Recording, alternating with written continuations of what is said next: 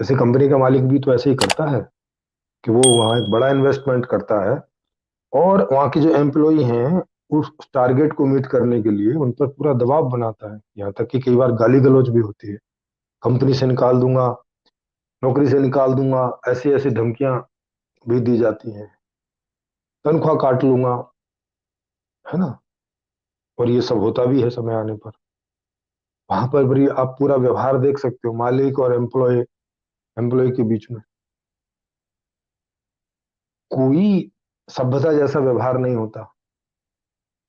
ऐसे दिखाने के लिए रहता है, नीचे वाला कर रहा होता है, सर यस सर, हाँ सर, कर दूंगा सर, हो जाएगा सर। लेकिन अंदर अंदर उसको लग रहा होता है कि अगर मुझे मौका मिल जाए तो सबसे पहला घूंसा तो इसी आदमी को मारूं, इसका मर्डर कर दूं मैं। कई बार इस तरह के मर्डर होते भी हैं, आपने पुलिस आर्मी में देखे होंगे कि उनको छुट्टी नहीं मिलती तो कई बार वो गोली तक मार देते हैं अपने ऑफिसर। इतने इतनी मुश्किल में हो गए होते हैं, इतने टॉर्चर हो गए होते हैं।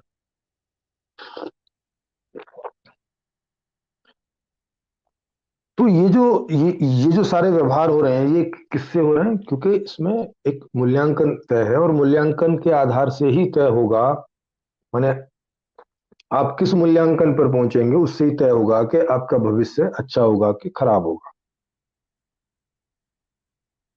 मतलब रोजगार के बारे में बोलें तो आप कितनी हाई सैलरी वाले जॉब पे पहुंचेंगे, उच्च वेतन वाले रोजगार पर जहां पर ज्यादा सैलरी मिलती हो।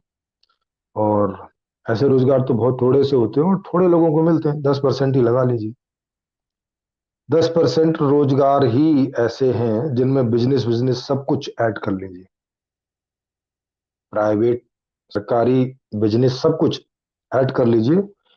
वो केवल 10% टोटल रोजगार ऐसे हैं जिसमें इतनी आय, इतनी इनकम हो जाती है कि आप जैसे चाहें वैसे जी सकते हैं, कम से कम बाजार के स्तर पर, मूल्यांकन के स्तर पर।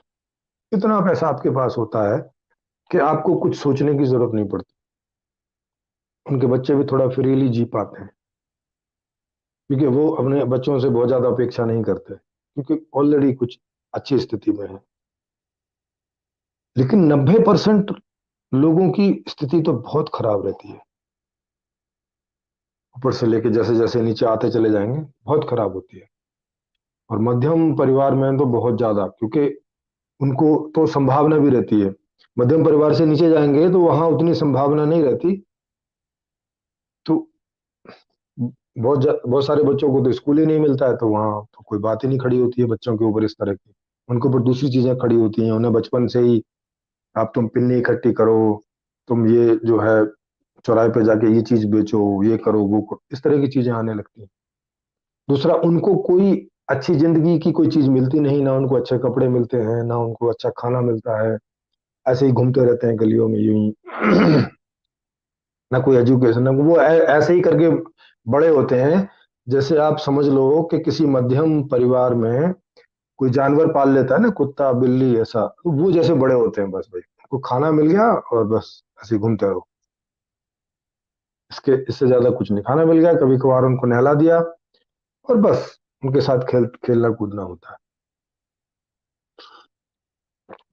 50% से ज्यादा बच्चों का तो ये हाल रहता है। अब ये सब क्या हो रहा है?